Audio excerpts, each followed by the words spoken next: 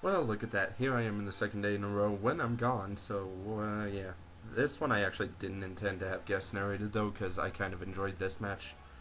So there are no shoutouts to give, so, yeah. So basically, if you look at our teams, we're running kind of odd stuff for it being somewhat considered an OU match.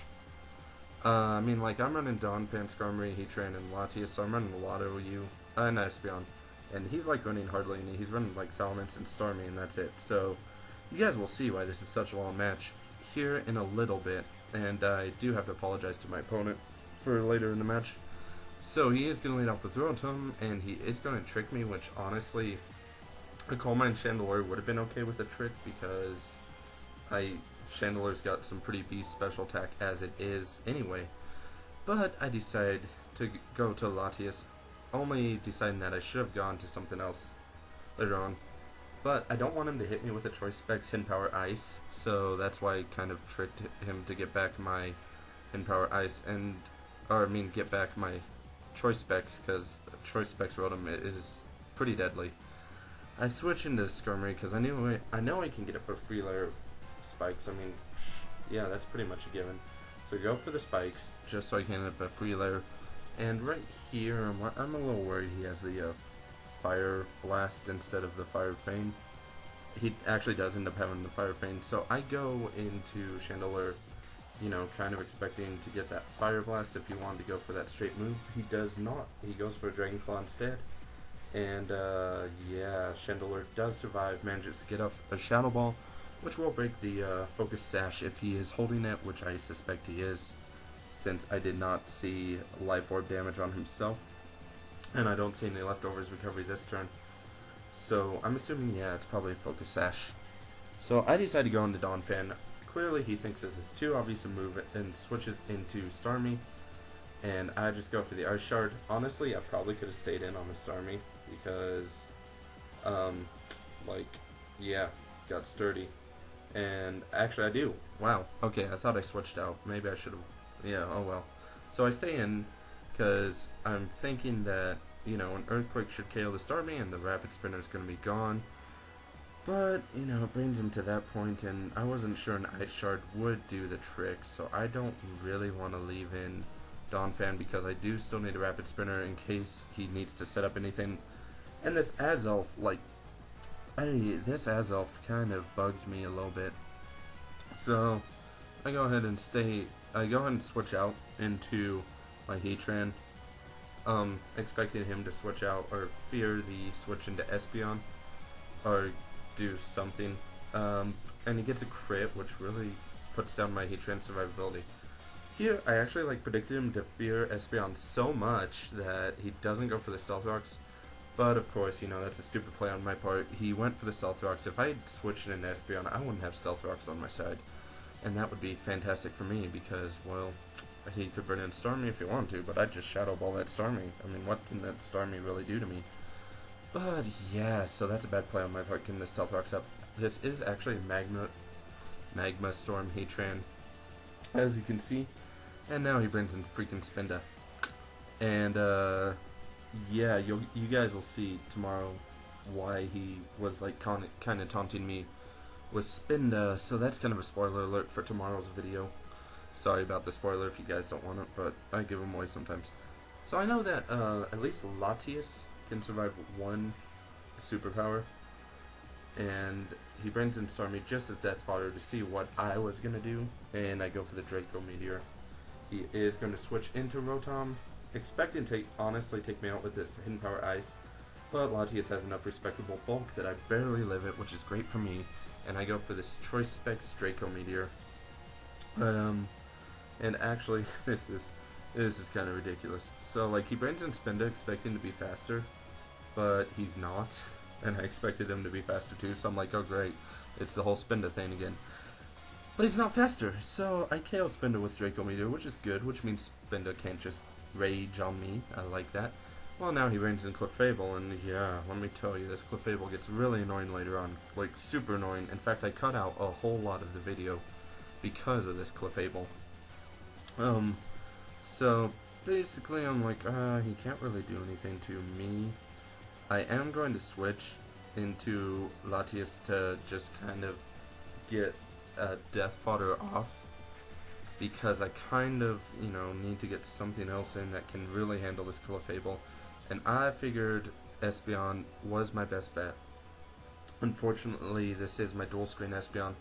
I brought the wrong Espeon for this match, but the funny part is I actually brought like the right Skarmory unintentionally. Like, I brought especially defensive Skarmory instead of physically defensive. Didn't think I did, but I did. So wow, okay, that kind of helps me out.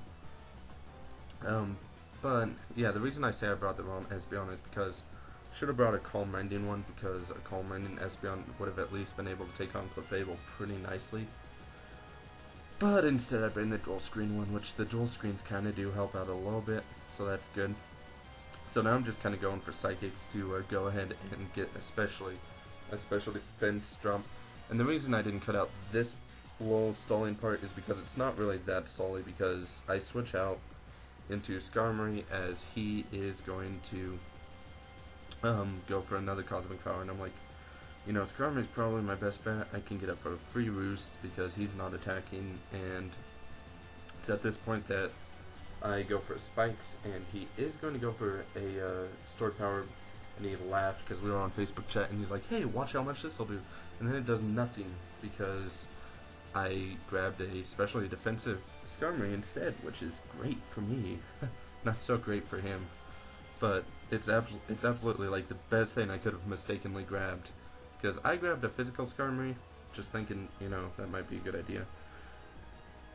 And yeah, I apparently didn't grab a physical Skarmory. So he brings in Salamence to go ahead and go for the Fire Fang, but guess what? Skarmory has some pretty, decent bulk.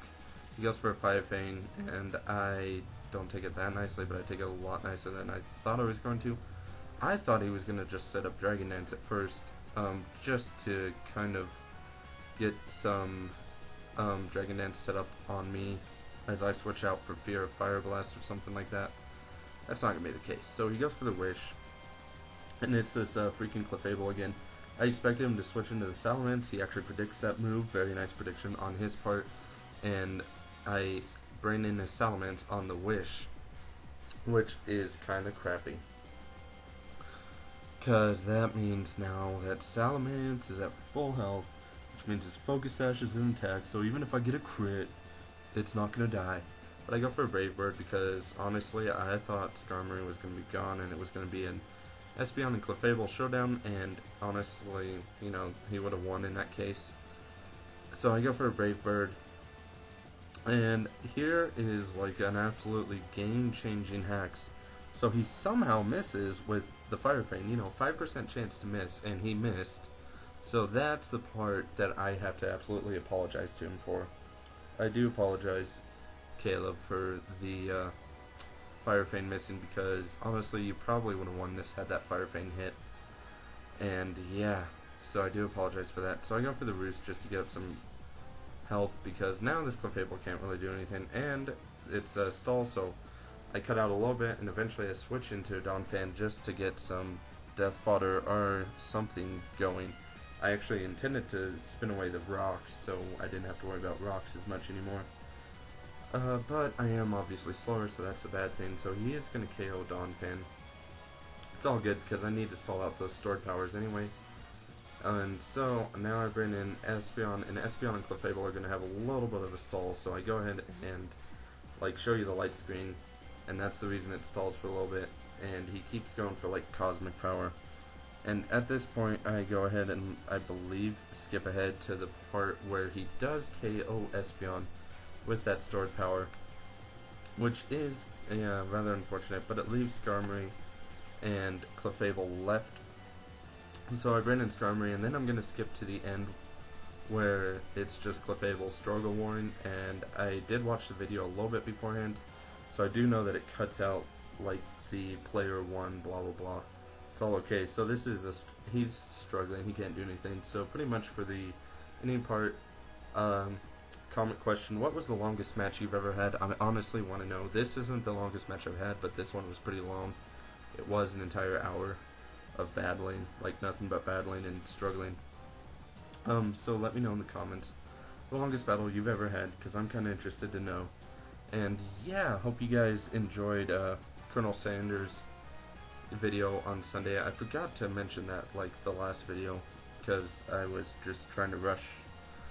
So I hope you guys enjoyed it. I hope you guys enjoyed the next two videos that aren't me, but people, gave me some videos. I asked them to like get videos from me and they did it, which is great. So I hope you enjoy the next two people. One of them actually is Caleb, and I won't tell you like which video it is, cause yeah, you'll should be able to tell as soon as you see the moveset thing. Or yeah, I just kind of spoiled it. Oh well, but like hope you guys are enjoying this, leaving me lots of likes and comments, and leaving those guys lots of comments and checking out their channels. That'd be great. Caleb's channel didn't want to be checked out, but yeah, comment, like, and sub if you aren't already, and I'll see you guys.